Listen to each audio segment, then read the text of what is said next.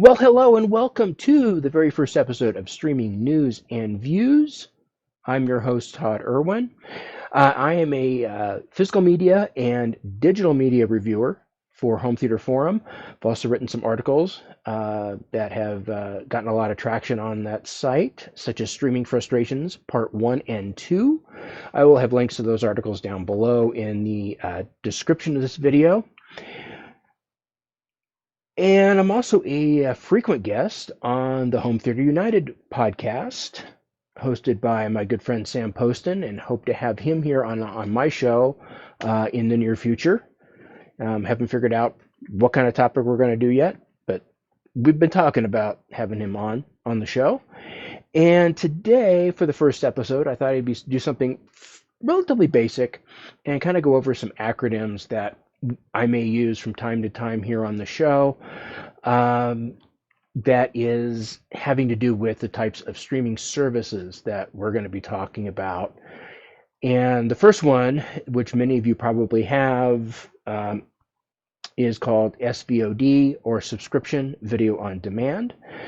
That's going to be services like Netflix, Peacock, Disney Plus, Paramount Plus, and there's a ton of other subscription services.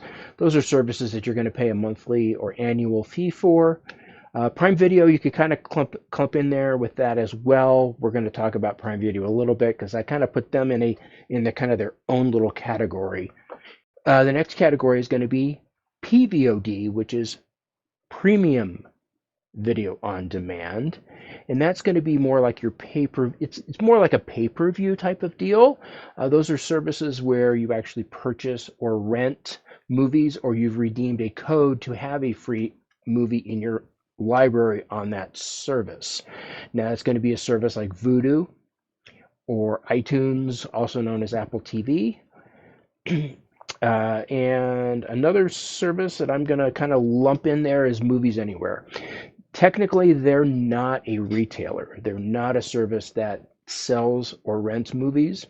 But what Movies Anywhere is it's more of a locker service that kind of links several studios and retailers together where you can actually watch movies that are part of that program or part of that service, part of Movies Anywhere. You can actually watch them on various different services. And that's one of the great values of Movies Anywhere. It doesn't cost anything. If you've gotten codes with a Blu-ray disc that you purchased, chances are it directed you to redeem your code there on Movies Anywhere. Now, the participating studios for Movies Anywhere are Disney, which includes Lucasfilm, Marvel, Pixar, and now 20th Century Studios, as well as obviously Disney. The other studios that are part of Movies Anywhere are Warner Brothers, Universal, and Sony Pictures, which is Columbia Pictures, TriStar Pictures, Screen Gems, Sony Picture Classics, etc. And the retailers that are partnered with Movies Anywhere are Apple TV, also known as iTunes, Vudu, Prime Video, YouTube, which used to be Google TV movie or Google Movies and Video or whatever. Google keeps changing things on that front, which is very confusing. And also Xfinity. So if Xfinity is your cable TV provider, you can actually watch movies from your Movies Anywhere on Xfinity, on your Xfinity box. There's Verizon Fios, DirecTV, and Microsoft, believe it or not.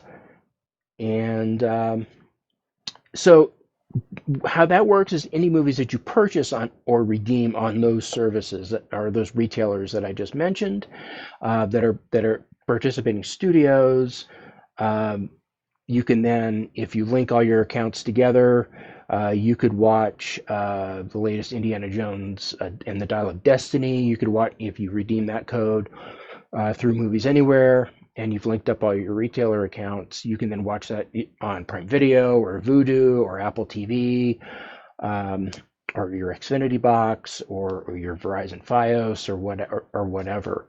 So that's one of the great benefits, and we're going to do an episode later on as to why I think that is a great benefit, because there are a lot of issues I have personally with streaming in terms of just of quality and just different kinds of um,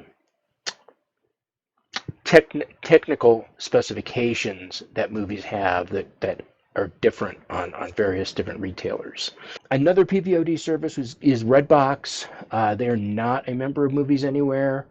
They're kind of their own service. They do sell and rent movies through the Redbox app that you can load on your streaming device or your smart TV. Um, don't know what's going to go on with Redbox. This was sort of their second attempt to be a streaming service, a PVOD streaming service. So not really sure, and it's very uncertain what would happen if that service were to fold again. What would happen to your library of movies? Because if you've been around streaming as long as I have, and you remember some of the services that are no longer here, and we will do an episode on the streaming graveyard and kind of go over services that are no longer with us.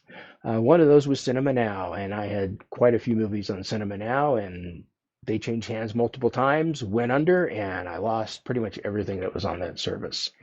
So that's also the beauty of Movies Anywhere. And finally, the last kind of category is FAST, which stands for Free Advertiser Supported Television.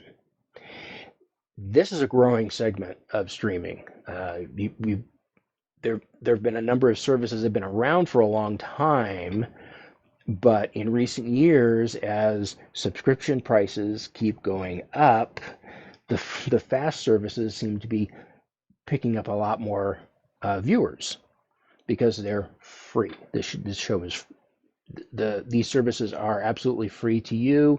You do need to sit through commercials, unfortunately, through their programming. So these are going to be services like Pluto TV, Freevee, which is part of Amazon, Zumo TV, which is owned by Comcast, and of course the Roku channel.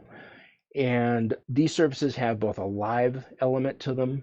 Some of it is more just like your um, cable television service.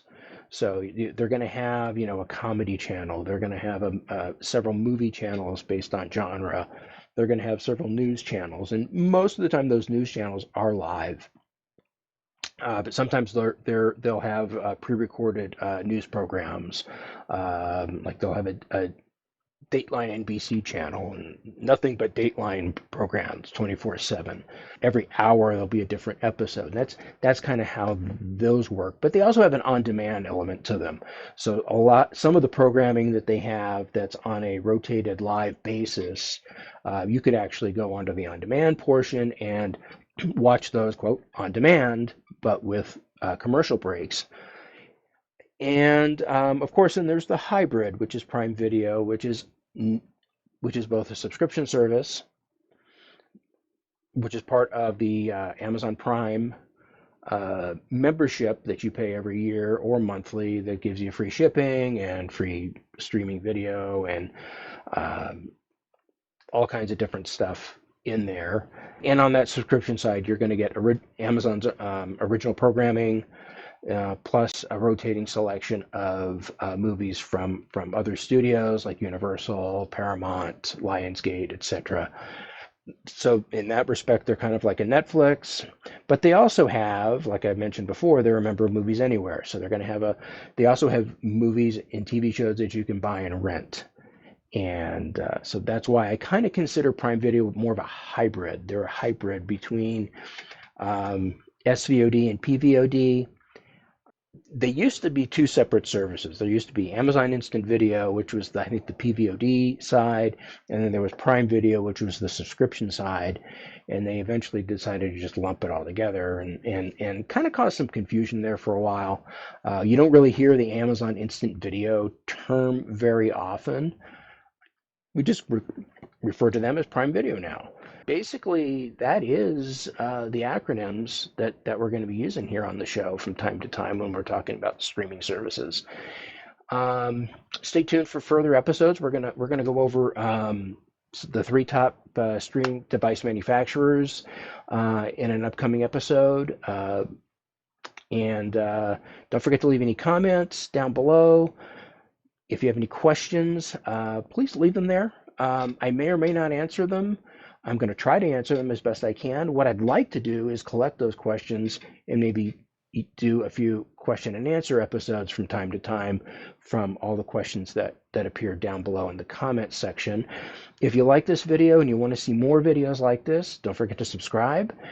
And I will see you next time. Like I said, I think my next episode is going to be on the three top streaming manufacturers, kind of just the pros and cons of what they offer on their devices overall, kind of a generalized look at those three companies.